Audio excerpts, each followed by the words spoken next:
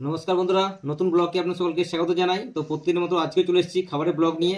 তো আজকে দুপুরে আমাদের কি কি আয়োজন হচ্ছে চলো। এখানে রয়েছে ভাত, এখানে রয়েছে গাটি কচু সেদ্ধ মাখা হয়েছে, আর বাঁধাকপি ঝাল, টক আমাদের এখানকার টক, আর হচ্ছে চিকেন কষা, স্পেশাল চিকেন কষা, আবার চিকেনের ঝোল আলু দিয়ে, দামসা আলু দিয়ে চিকেনের ঝোল, লাল লাল ঝোল, চিকেন দিয়ে ঝোল হয়েছে।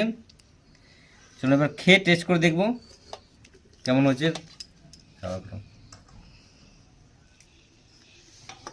সবগুলো নামানো হলো।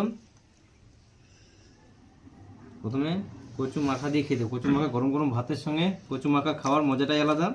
তো প্রথমে একবার কচু মাখা দিয়ে খেয়ে দেখি।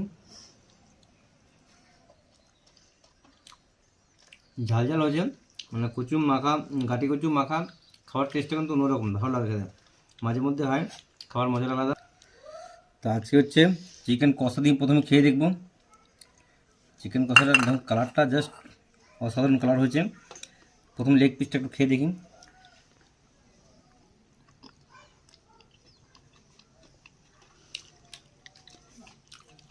খেয়ে দেখবো যে একটা গ্রেভি মাখিয়ে, শুকনো শুকনো মাখিয়ে খেয়ে দেখি। কালারটা কিন্তু অন্যরকম, দারুণ কালার হয়েছে। খাবারটাও দেখে বোঝা যাচ্ছে। চলুন এবার খাবারটা খেয়ে দেখবো।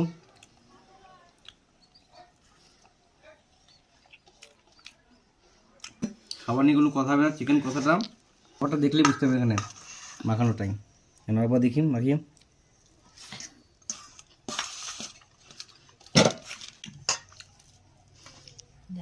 চিকেন কষাটা জাস্ট অন্য লেভেলের হয়েছে, লাল লাল ঝাল ঝাল, একদম অসাধারণ হয়েছে।